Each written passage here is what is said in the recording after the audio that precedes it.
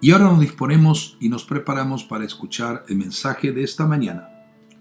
Y voy a estar hablando acerca de evidencias de la resurrección en base de los textos que hemos leído en Juan capítulo 20, del verso 1 en adelante, la porción bíblica que hemos leído anteriormente. Y queremos estar hablando sobre hechos reales que fue la crucifixión, la muerte, la resurrección y la ascensión de Jesucristo.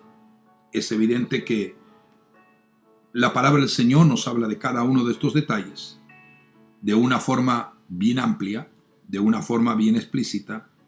Por eso que vamos a estar realmente hablando acerca de este tema, evidencias de la resurrección, y poder confiar que el Señor nos va a ministrar a través de esa palabra que el Señor nos está inspirando en este día. Por esa razón, queremos entender que la resurrección de Jesús tiene más que evidencias notorias. Por lo tanto, mientras usted está allí y meditando en el pasaje que anteriormente hemos leído, la introducción de este culto en esta mañana, quiero realmente que entendamos cada uno de nosotros que el cristianismo es conocido con las buenas nuevas de lo que significa el mensaje de una tumba vacía. Y la tumba de Jesucristo es la única tumba que ha estado vacía y que ha permanecido vacía, porque Él sinceramente resucitó de entre los muertos conforme las Escrituras nos enseña y conforme las profecías así lo habían afirmado. Por lo tanto, Jesucristo, en esta introducción de esta palabra y este mensaje, estoy diciendo, Jesucristo venció la muerte y está vivo, intercediendo por cada uno de nosotros como sumo sacerdote en el reino de los cielos. Entonces, si realmente la tumba está vacía, y en esa tumba vacía lógicamente encontramos esperanza, y es la esperanza que nos nutre a cada uno de los cristianos el entender y el conocer realmente la palabra de Dios. La Biblia del Señor revela en el libro de Apocalipsis capítulo 1, exactamente el verso número 18. En este pasaje podemos observar cuando Juan tiene una de las revelaciones más impactantes de poder ver a Cristo en toda la faz de su gloria y su misma magnificencia, en toda la demostración de su esplendor y autoridad. Por eso que el Señor dice en el libro de Apocalipsis que Juan estaba en la isla de Patmos por causa del testimonio de Jesucristo. Había sido exilado, o sea, lo mandaron a la isla de Patmos para que allí realmente pudiera vivir los últimos años de su propia vida y su propia existencia aquí en la tierra. Sin embargo, él nunca había llegado a pensar que en ese exilio, en la isla de Patmos, él tendría una de las revelaciones más impactantes que hombre alguno ha tenido. Por esa razón, el Señor se le revela a él y oye la voz del Señor como el sonido de una trompeta. Y en este verso 18 del capítulo 1, literalmente la palabra del Señor dice de esta manera siguiente: y el que vivo, y estuve muerto, mas he aquí que vivo por los siglos de los siglos. Repito este texto, Apocalipsis 1:18. Y el que vivo, y estuve muerto, mas he aquí que vivo por los siglos de los siglos. Esta es la palabra que el Señor demarcaba y que Juan la podía estar escuchando, y por eso la plasmó en este libro maravilloso que es el libro de Revelación. Es interesante que la verdad central de la resurrección es que la resurrección de Cristo fue un acontecimiento real, histórico, que la Biblia lo presenta en realidad como el centro de la esperanza bien amada de todo fiel creyente, de todo fiel cristiano. En eso está nuestra garantía, indudablemente, de lo que es la resurrección de los fieles. Ahora, meditemos por un momento y reflexionemos por un momento en el verso 18 del capítulo 1 del libro de Apocalipsis. Y este texto comienza, dice, el que vive. En la palabra original griega significa o zoe, o sea, significa el viviente. Este es un término indudablemente utilizado mucho de manera continua en el Antiguo Testamento, porque Dios se revela en el Antiguo Testamento como el Dios viviente. Recuerde solamente leer el libro de Josué, capítulo 3, el verso número 10, y se va a encontrar con esta verdad innegable: el Dios viviente. La palabra y la expresión el que vivo significa un verbo que implica una vida continua, una vida permanente. En Cristo, iglesia amada, hay vida original que no proviene ni deriva de otra cosa. Por eso que la Biblia dice, Juan capítulo 1, verso 4, que en él estaba la vida y la vida era la luz de los hombres. En él estaba la vida y la vida era la luz de los hombres. Por lo tanto, la palabra el que vivo significa una vida permanente, así como Dios se reveló en el Antiguo Testamento como el Dios viviente. Pero continúa diciendo ese texto bíblico del verso 18 de Apocalipsis 1, estuve muerto, o sea, eso significa necros, que significa llegué a estar literalmente muerto, en referencia a la muerte expiatoria y redentiva en la cruz del Calvario. Esto significa que es una clara indicación de que estuvo muerto o estuve muerto, de aquel que apareció a Juan en visión. Era el Cristo que había resucitado, el Cristo glorioso. Pero Juan también se recuerda la escena final en la cruz del Calvario, porque él fue uno, diríamos, de los únicos discípulos que permaneció frente a los pies de la cruz cuando Jesús estaba expirando y muriendo. Es interesante que este texto bíblico dice de una forma muy especial, nos dice, y esto es una de las cosas que realmente nos llena de gozo, de bendición, el entender cada uno de estos pasajes bíblicos, porque a la misma vez dice el que estuvo muerto, o sea, apareció ahora Cristo en forma glorificada. Y luego dice, pero aquí que vivo. Y la palabra vivo aquí es soy en mí, significa viviendo estoy viviendo. Es decir, tengo vida continua, vida que no termina, vida autoexistente, vida que realmente permanece y soy eterno. O sea, la divinidad de Cristo, iglesia amada, es la garantía que el creyente tiene la esperanza de vida eterna. No hay manera de evitar, no hay manera de negar esa realidad gloriosa y triunfante. La palabra emid, que si está en original aquí en griego, significa yo soy, implica existencia continua, así como el mensaje que le dio Moisés a Faraón. ¿Quién es el Dios que te está enviando a ti? ¿Cuál es el nombre de ese Dios? Y Moisés le habló a Faraón y le dijo, el yo soy me envía a ti. O sea, el que siempre existe en sí mismo. No el que existió, no el que va a existir, sino el que existió y se estirá en sí mismo. O sea, yo soy. Jesús, cuando se revela en su ministerio en la tierra, dijo, yo soy el pan de vida, yo soy el camino, yo soy la vida. Porque él era la manifestación visible de Dios, el verbo hecho carne. Entonces, yo soy implica existencia continua y contrasta notablemente, iglesia, con la palabra estuve muerto, llegué a estar muerto, pero he aquí que vivo por los siglos de los siglos, o sea, por la eternidad de la eternidad, para los siglos de los siglos y por lo tanto para siempre. Esto significa para siempre. Juan no percibe límite alguno de tiempo en el derecho de Cristo a la gloria que el Padre le entrega, al ser vencedor y a ser resucitado con eternidad de vida. La resurrección de Jesús nos demuestra varias cosas. La resurrección de Jesús es realmente un poder, porque ese es el poder que nutre nuestra vida como cristianos. Este es el corazón del mensaje cristiano. Este es el mensaje cristocéntrico que predicamos al mundo y a las naciones de una manera continua y permanente. Porque es un hecho creíble con evidencias notables. Porque produjo un movimiento con mensaje abrazador cuando comenzó el mensaje en la iglesia primitiva, según Hechos de los Apóstoles. Cuando Pedro testifica a este Jesús que vosotros habéis crucificado, Él lo levantó entre los muertos, Él lo ha resucitado.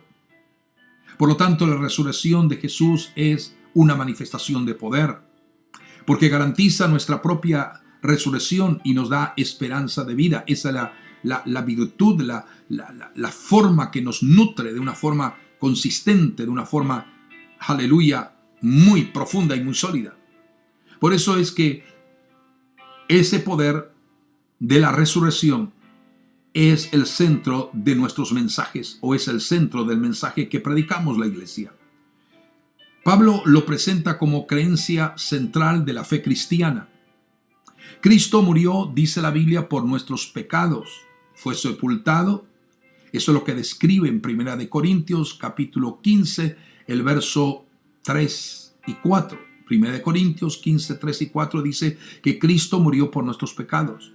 Fue sepultado, pero también dice resucitó al tercer día conforme a las Escrituras. O sea, lo que Pablo está diciendo aquí, está demarcando, y lo que nos quiere demarcar en esta revelación de esta palabra de esta mañana, es que sin resurrección no hay esperanza, sin resurrección no hay eternidad, sin resurrección no hay el conocimiento de una vida eterna. También esto que es el corazón y el centro del mensaje de todo fiel creyente, si Cristo no resucitó, dice la Biblia, específicamente en 1 Corintios capítulo 14, el verso número 16, 14, 17, 18, nos dice, si Cristo no resucitó, vana es nuestra esperanza. Vana es nuestra esperanza si Cristo no hubiera resucitado. Si Cristo no hubiera resucitado, vana es nuestra esperanza, nuestra predicación, vana es nuestra fe. Aún estamos en pecado. Los que durmieron en Cristo perecieron para siempre. Pero esto no es así. La Biblia nos dice claramente que Él resucitó y nos da esperanza de gloria. Es importante entender que por medio de la resurrección de Cristo, Pablo prueba la seguridad de nuestra esperanza y de nuestra resurrección para refutar a quienes niegan la resurrección del cuerpo. Hay evidencias notorias.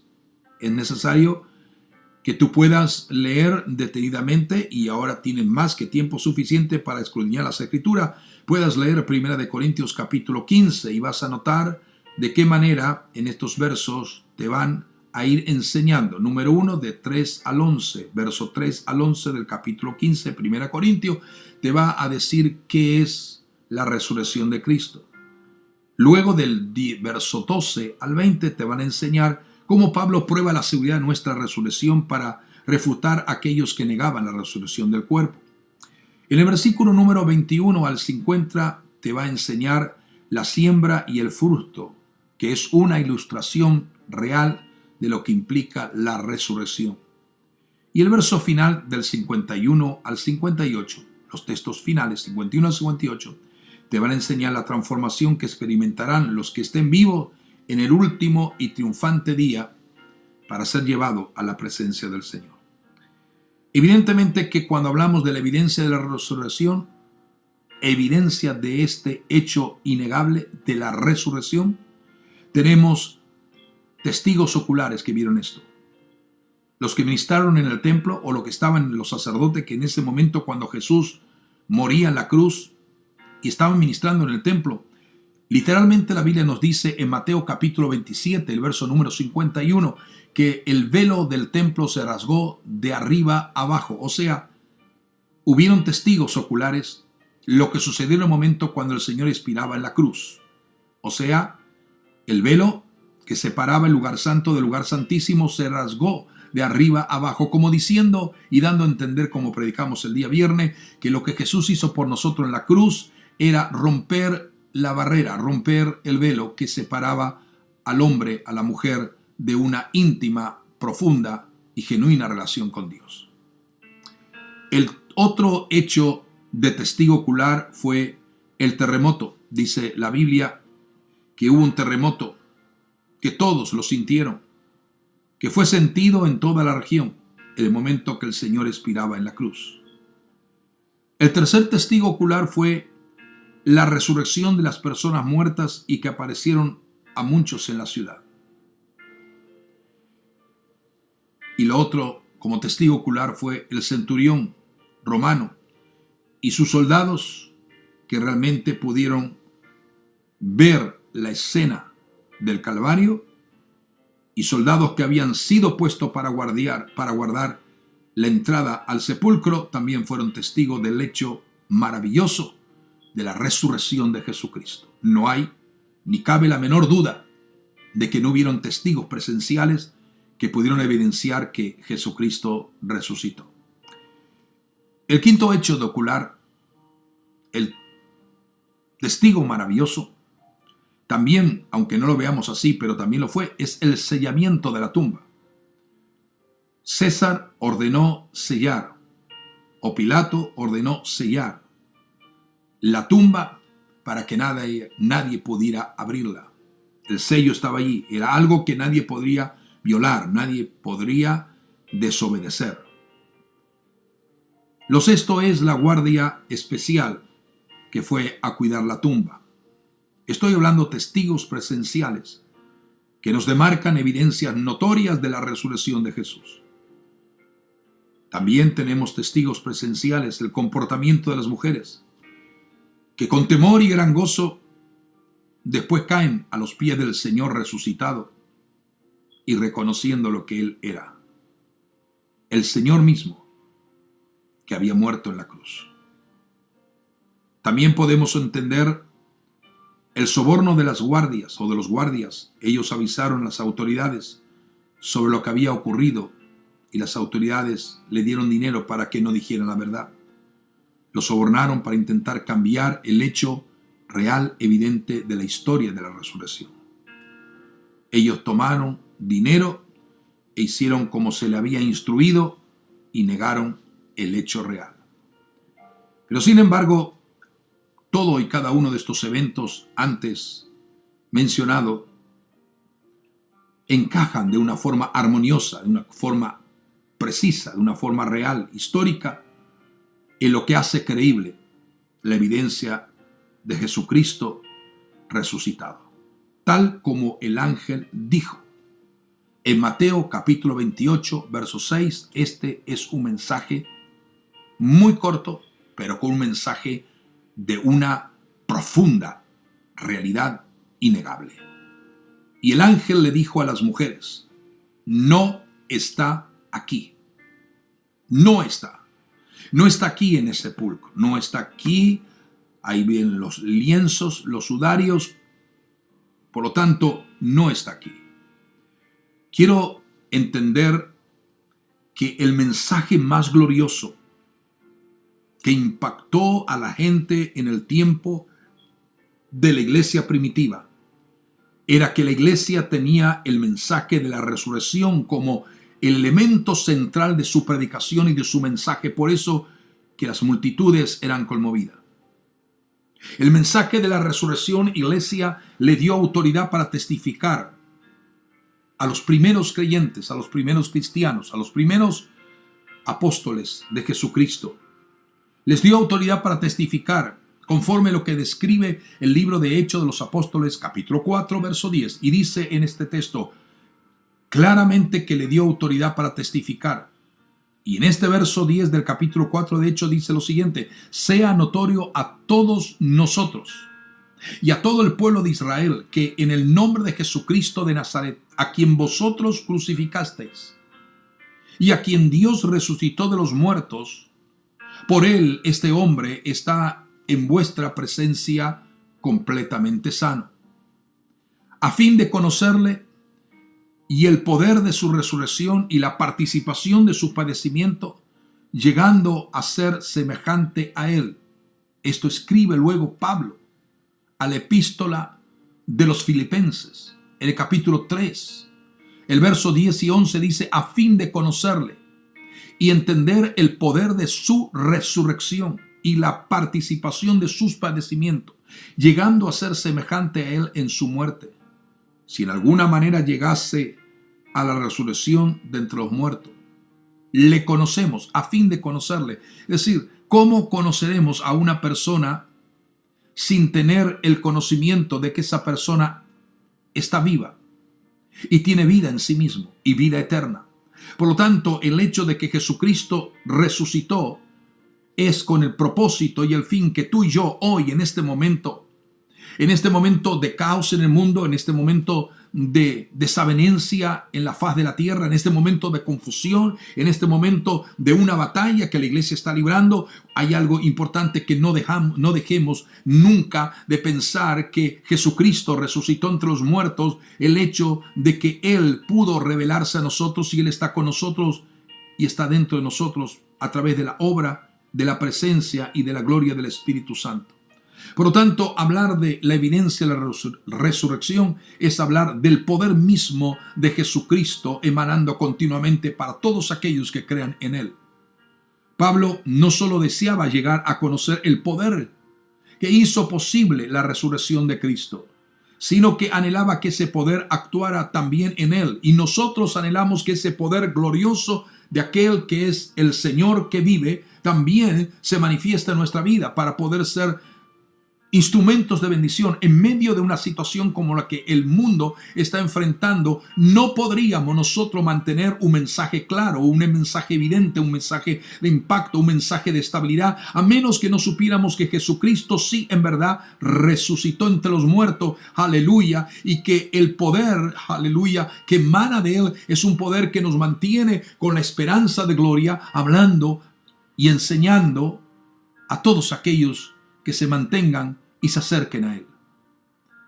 Por eso es que el poder de la resurrección hizo posible, sino que además anhelaba que ese poder actuara también en Él. Pablo así lo dijo: no solamente es que creo que Jesucristo resucitó y ese poder se manifestó, sino que Él anhelaba y decía que Él anhelaba de una forma profunda que ese poder de resurrección, de vida, actuar en Él. Se necesita el mismo poder que resucitó a Cristo de entre los muertos para poder hablarle a un pecador, para poder hablarle a una persona que no conoce a Cristo, para poder hablarle a una persona que está lejos de Dios, en desobediencia, en transgresión, en rebeldía, en iniquidad. Necesitamos el poder glorioso que emanó de la persona de Cristo y que sigue emanando de la persona de Jesucristo. Necesitamos que seamos impregnados, totalmente saturados por ese poder de vida, ese poder de resurrección, para hablarle a la gente que no conoce al Señor y creer,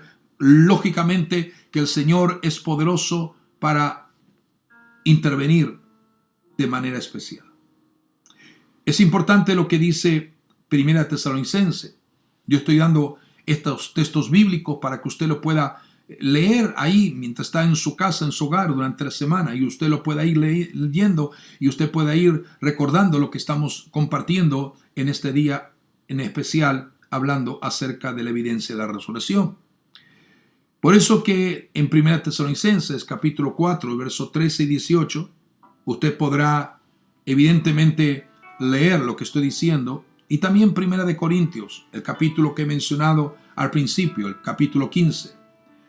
El poder de la resurrección es un poder que garantiza nuestra propia vida eterna, nuestra propia gloriosa y triunfante resurrección.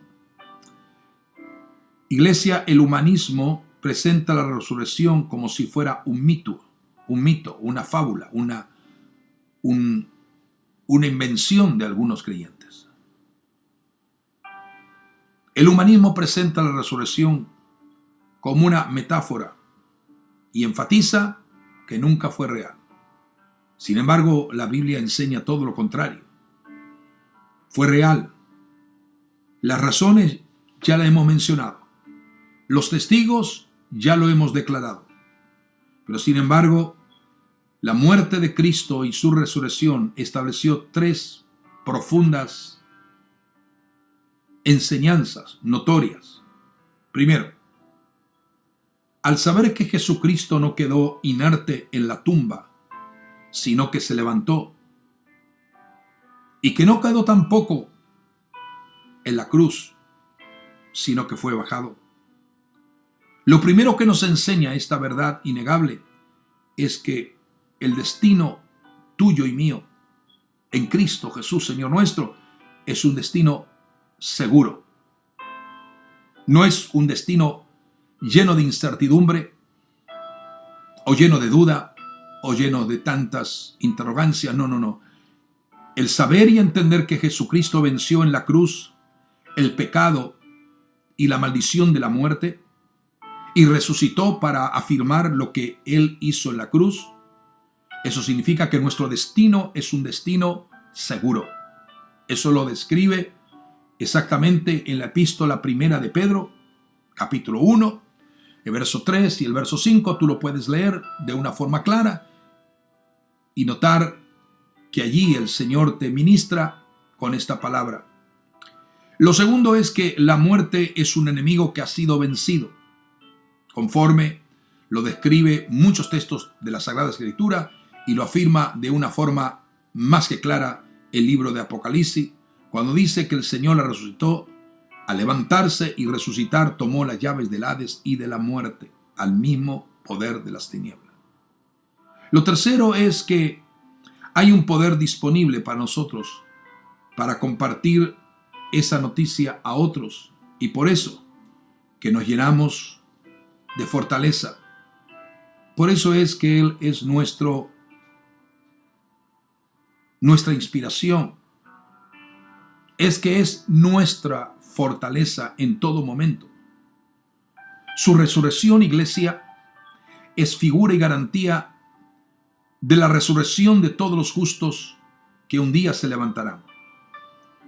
Jesús murió y resucitó, y así también traerá Dios con Él a los que durmieron, dice, a los que durmieron con Jesús. Es notorio esto, es maravilloso. Ahora, permítame explicarle y permita ampliar este concepto de la evidencia de la resurrección y decir cuáles son los beneficios de la resurrección, porque realmente los beneficios, los efectos que causa, que produce la resurrección de Cristo, le da sentido a lo que es la historia y lo que es la realidad del plan y el diseño de Dios original para rescatar a aquellos seres humanos. Todos, absolutamente todos habíamos sido destituidos de la gloria del Padre, porque teníamos la marca, la sentencia, como yo decía el otro día, el virus peor que el COVID-19, y era el virus del pecado. Pero sin embargo, los beneficios de la resurrección le dan sentido a la historia. Solo el cristianismo ha sido fundado sobre la creencia de que su personaje central, su Señor amado, realmente se levantó de entre los muertos. No adoramos a un muerto, adoramos a un Señor que vive. Los 4 evangelios, Mateo, Marcos, Lucas y Juan, describen en forma precisa y extraordinaria el extraordinario evento y cuentan la historia de una forma tan directa que lo hacen totalmente creíble. Lo otro que produce el beneficio es que no tendríamos parte en la historia ni esperanza alguna en nuestra vida si Jesús no hubiera resucitado. Pero como Él resucitó, nuestra esperanza es notoria, nuestra esperanza es firme, nuestra esperanza nos establece aún en medio de una tormenta o viento contrario. No podemos decir que el Señor no está con nosotros. ¿Cuáles más son los beneficios de la resurrección? A través de la resurrección, Dios le dio poder a la iglesia. Poder a la iglesia. Poder a la iglesia. Cuando Pedro predicó, diríamos, su primer sermón, improvisado, su referencia a Jesús como una persona viva, resucitada y ensaltada ante el Padre Celestial. Ante esa declaración gloriosa, llena de la unción del poder del Espíritu Santo, testificando Pedro a las multitudes de que Jesús estaba vivo, fue lo que impactó a los oyentes. Varones hermanos, ¿qué haremos? Le preguntaron. ¿Qué haremos para ser salvos? Y eso lo describe el libro de Hechos de los Apóstoles, el capítulo 2, el verso 37. Por lo tanto, lo que nos enseña en esta forma muy particular es que el hecho de saber y entender que adoramos a un Señor que vive para siempre y es eterno y que tiene poder en el cielo, en la tierra y aún debajo de la tierra, es que esa evidente resurrección nos produce en la iglesia autoridad para testificar. No tendríamos autoridad para hablar del Señor si no estuviéramos tan seguros que Él está vivo y que permanece para siempre. Predicar con poder es algo notorio, es algo que nos distingue. Predicar con poder es algo que nos hace diferente a los demás. Predicar realmente de una forma especial con el poder y la autoridad de Jesucristo es algo que debe de distinguir nuestra vida. Por eso, claramente debemos de entender que si Cristo vive, la predicación de la cual nosotros hablamos, el mensaje que transmitimos, un creyente, un predicador, un pastor, un evangelista, un maestro, un apóstol, un profeta, toda palabra que sale de los labios, de la boca de un verdadero hombre o mujer en Dios debe de producir vida. ¿Por qué? Porque está hablando de Jesucristo, quien vive y reina para siempre. Por eso que tenemos que ver el poder, iglesia, de la resurrección en el ministerio de los apóstoles, como lo vemos en todo el Nuevo Testamento. Las palabras de Pedro a un paralítico fueron estas, firmemente cimentadas en un Salvador resucitado. Y estas fueron las palabras que Pedro le dijo a un hombre con necesidad de que nunca había caminado. Y le dijo, en el nombre de Jesucristo de Nazaret, levántate y anda. La respuesta fue que se levantó y anduvo porque habló de un hombre que estaba vivo. En el nombre de Jesucristo de Nazaret, a quien vosotros, dice mismo Pedro, en Hechos 4:10, en el nombre de Jesucristo, a quien vosotros crucificasteis y a quien Dios resucitó de los muertos, por él este hombre está en vuestra presencia completamente sano. Por lo tanto, hay algo extraordinario que nos realza el entender y discernir el poder notorio de la resurrección del que el Señor vive, y es que nos da poder. Poder. Nos da la evidencia de la autoridad. Lo otro es que también tenemos que entender que los beneficios de la resurrección es que garantiza que las promesas de Dios son sí y amén. Por eso que nos habla Primera de Pedro capítulo 1, verso 3 y 5, como lo he mencionado hace un momento. La resurrección de Jesús estableció tres certezas. Primero, que nuestro destino es seguro en Jesucristo. Segundo, que la muerte es un enemigo vencido. Y tercero, que ese poder está disponible para compartir esta buena nueva de noticia a todas aquellas personas que realmente no han entendido el poder glorioso del Señor. Es maravilloso. ¿Te das cuenta? Que esto no sería realmente importante si no tuviéramos la evidencia y la seguridad. En conclusión, quiero mejor dicho, resaltar que la resurrección de Cristo fue un hecho real, iglesia amada. No hay por qué dudarlo. No hay por qué dudar. No hay por qué en ningún momento permitir al enemigo que coloque en nuestra mente un pensamiento contrario. Los líderes religiosos judíos intentaron desacreditar este hecho, pero no pudieron. Hoy también mucha gente, religiosas, críticos, seculares, humanistas, mucha gente filósofa, intentan de alguna manera desacreditar la enseñanza gloriosa de que Jesucristo no fue vencido ni por la cruz ni por la tumba. Ese es el mensaje central. Tampoco podrán acallar lo que la Biblia pide que se proclame con urgencia, el mensaje de la resurrección. Hoy, día 12 de abril del año 2020, donde estamos cada uno de familiares, amigos, simpatizantes, miembros, estamos en diferentes lugares, pero todos estamos en nuestra casa, en nuestros hogares. Hoy, a cada uno de ustedes quiero realmente resaltar que la resurrección de Cristo es el evento más glorioso, más real, más milagroso. Es la garantía de nuestra esperanza, de la victoria realmente que tenemos en Cristo. Por eso es que cada uno de aquellos que me están escuchando, ténganlo por seguro que al aceptar a Jesucristo, a confesarle a Él como el Señor y el Salvador, no estás aceptando una mitología, una fábula artificiosa inventada por algunos fanáticos cristianos, sino que estás reconociendo de que aquel que le reconoces en lo profundo de tu ser interior no está en la tumba, está dispuesto para ministrar en tu vida y ministrar en lo más profundo de tu ser interior.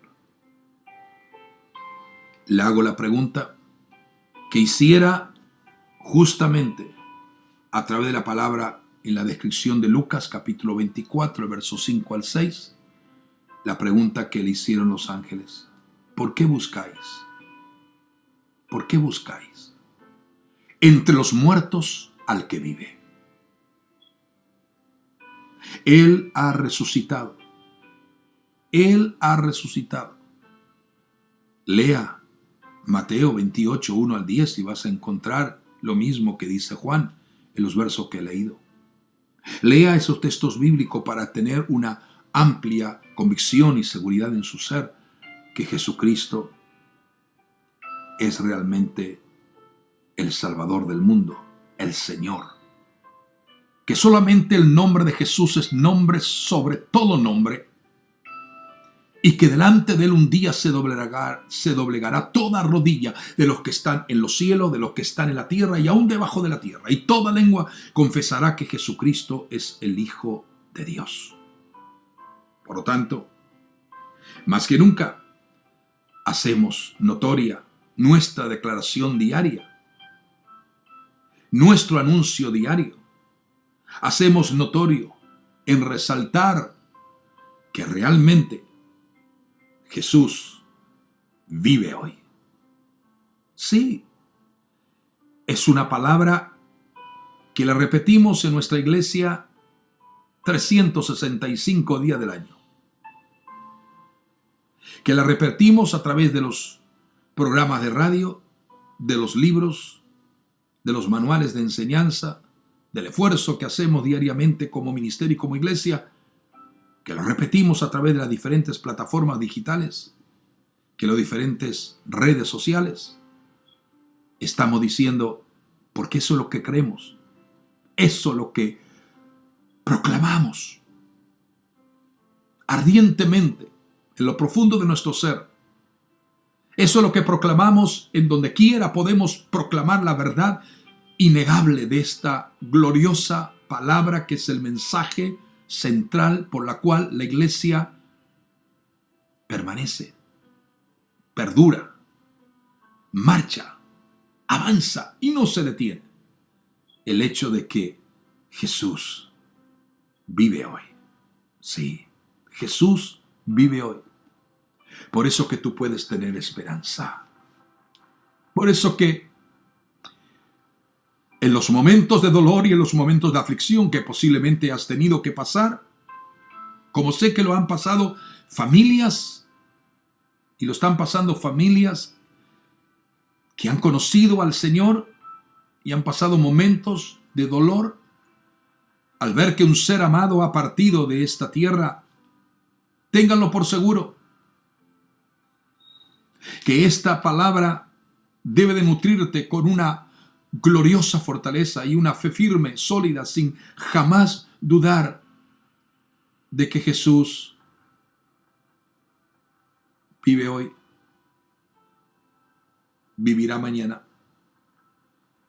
y vivirá por la eternidad de la eternidad y vive por la eternidad de la eternidad.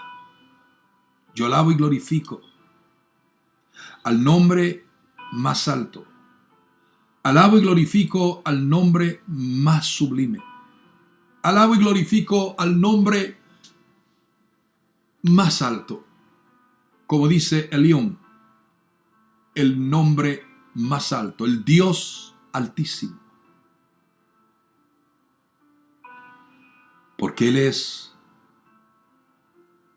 el único que puede darnos esperanza de vida nueva y esperanza de vida eterna. No hay otro. No son las religiones, no son las ideologías, ni son los líderes que han pretendido ser Dios y hoy yacen en un lugar donde no hay esperanza para ellos. De aquellos que se levantan como hombres creyéndose que son Dios y que pueden controlar el destino de una humanidad. Aquellos que se levantan imperantemente con vanagloria, orgullo, ostentación, pensando que pueden controlar sus vidas y que pueden controlar todo lo que está en derredor de ellos y que pueden realmente degradar al hombre haciéndole perder la esperanza de un Señor que vive. Hoy, más que nunca, la iglesia está viva porque tiene un Señor que vive. Somos parte del cuerpo, el cuerpo llamado Iglesia del Señor, el cuerpo que todavía está aquí en la tierra, pero que un día seremos unidos a la cabeza, que es Cristo. El cuerpo no puede estar separado de la cabeza. Mientras estamos aquí, estamos siendo ministrados por la unción del poder del Espíritu Santo, que nos da la certeza, la seguridad, la convicción de lo que Él es y de lo que Él significa. Pero nos va preparando para que un día estemos donde Él está y le contemplemos por siempre y para siempre y por la eternidad. Por eso, finalmente, en el terminar del mensaje de este día, en que he hablado acerca de evidencias notorias de la resurrección, quiero realmente confirmar que Jesús está vivo hoy. Siente su presencia. Dile: Señor, yo te necesito. Mi casa, mi hogar, mi familia, necesitamos de ti. Necesitamos confiar plenamente en ti. Necesitamos que cuando allá afuera la tormenta está rugiendo tan fuerte, cuando parece que no hay esperanza para los humanos, cuando parece que la debilidad,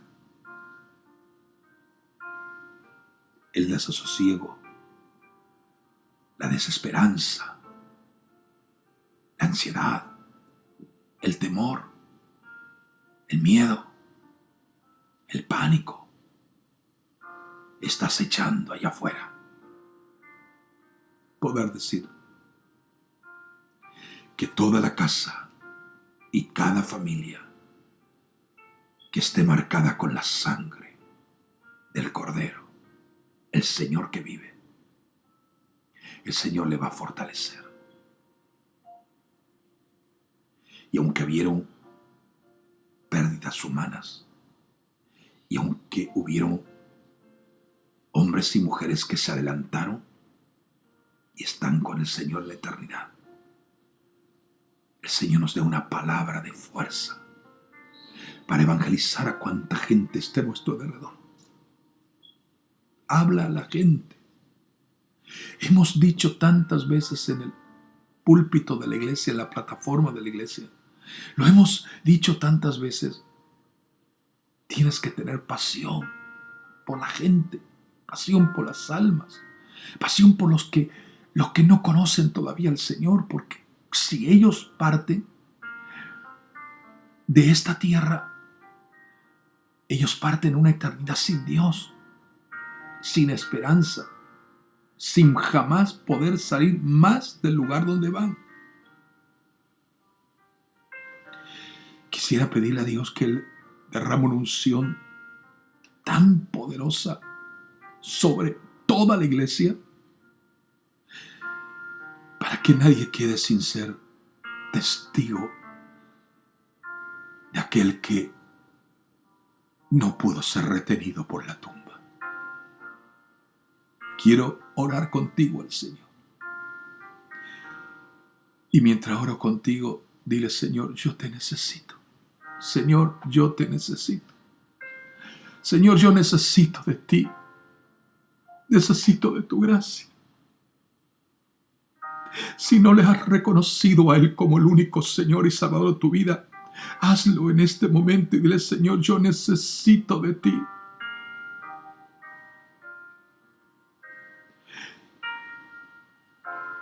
Te puedes arrepentir de tu desobediencia, de tu conducta,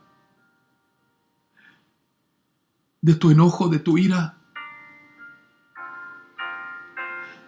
de tus emociones y sentimientos equivocados. Le puedes decir al Señor cuánto le amas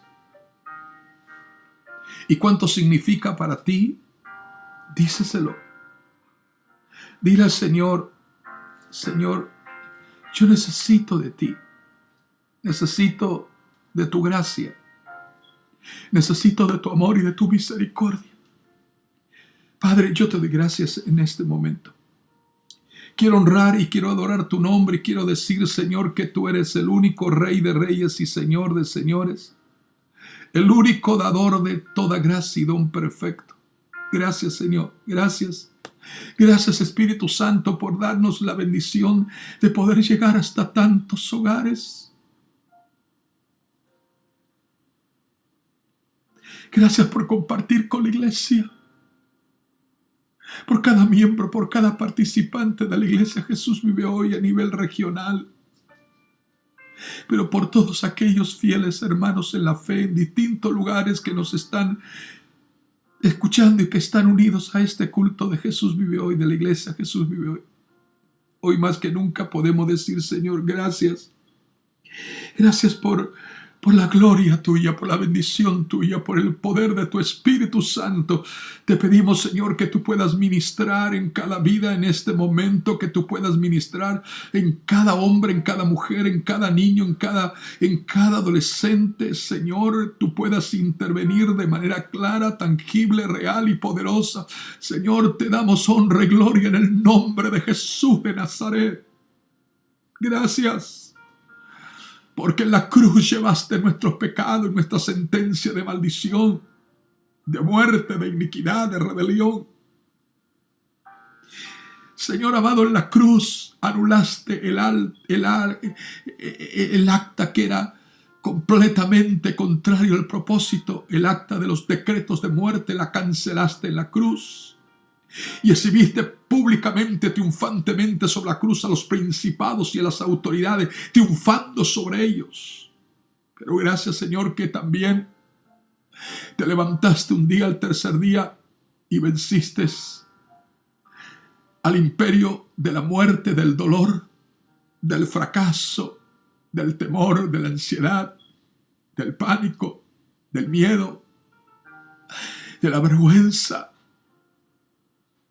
Y has vencido y te levantaste para vencer. Por eso es que nuestro Padre y tu Padre te dio un nombre que es sobre todo nombre, en el cielo, en la tierra y bajo la tierra. Te ruego, Señor, que tú puedas bendecir cada uno de aquellos que, Señor, nos están escribiendo con peticiones especiales. Personas que nos están, Señor amado, en este momento viendo y que están escuchando la palabra y el mensaje. Oh Dios, ministra. Ministra, Señor, milagros, ministra sanidad, ministra liberación, ministra salud en el cuerpo. En el nombre de Jesús, Señor, tú puedas intervenir ante la condición, Señor, que asola a la humanidad, ante la condición que azota a las naciones. Padre, extiende tu mano de gloria, de autoridad y de poder. Oh, Señor, quiero darte la gloria y la honra que solamente tú te mereces, Señor. Y que cada hogar, cada familia, cada uno de aquellos que están, Señor, al alcance de esta voz y están participando, Señor, de este culto de adoración, de alabanza y de palabra y de mensaje, sean bendecidos con toda bendición del cielo. Derrama, Señor, levanta, Señor, levanta, da ánimo a aquel que está desanimado. Levanta, Señor, y aquellos que están caminando en el valle del desaliento, Señor, de la incertidumbre. Ahora mismo, en el nombre de Jesús, trae una convicción sólida y segura para que entiendan que tú, Señor amado, eres el Señor que vive y reinas para siempre. Yo te doy gracias, Padre. Quiero honrar tu nombre, quiero glorificar tu nombre. Quiero, Señor, engrandecer y ensalzar tu nombre hoy y siempre. Porque ciertamente, Jesús, vives hoy. Gracias, Señor. Gracias, Espíritu Santo, por darnos la certeza, la seguridad y la convicción de que nuestro mensaje es un mensaje de vida, porque hablamos de un Señor de vida que perdura y permanece para siempre. Te doy gracias, Señor, por este tiempo tan especial y en esta mañana por este momento que podemos disfrutar delante de tu presencia. Te pido, Dios, que tú continúes bendiciendo cada uno de aquellos hogares, familias, cada uno de tus hijos e hijas alrededor del mundo, y que tú nos ayudes. Háblanos, dirígenos, enséñanos a través del consejo de tu palabra gloriosa. Queremos darte la honra, la gloria y la alabanza a ti. Por Jesucristo, te lo pedimos. Señor, glorifica tu nombre, ministra poderosamente en el nombre de Jesús de Nazaret. Te doy gracias, ahora y siempre. Amén, amén y amén. Y así llegamos al punto final de este culto de la iglesia Jesús Vive Hoy, diciéndole que el Señor les bendiga a todos de una forma maravillosa y poderosa. Y quiero animarles a ustedes que estén muy atentos a nuestras programaciones durante la semana. Vamos a seguir teniendo entrevista con pastores, amigos, pastoras, con otros ministerios de otros lugares. Así que manténganse en esta sintonía, porque sé que en cada oportunidad Dios va a continuar hablando y ministrando sus vidas. Si desea escribirnos, lo puede hacer a restauración@jesusvivehoy, restauración@jesusvivehoy, escríbanos. O también cuando estamos transmitiendo por Facebook o YouTube, como lo estamos haciendo en este día, nos puede escribir también, contándonos su testimonio, su petición por la que usted quiere que oremos. Hoy estamos un altar casi 24 horas, porque estamos orando de una manera continua y permanente en la presencia del Señor. Yo quiero ir terminando y despidiéndome de cada uno de ustedes en el día de hoy, decirle que ha sido una gran bendición haber compartido con ustedes vuestro hermano, amigo, pastor José Zapico, que les dice a cada uno de ustedes que Dios los bendiga de una forma poderosa y abundante y haga resplandecer su gloria y su rostro sobre cada una de vuestras vidas.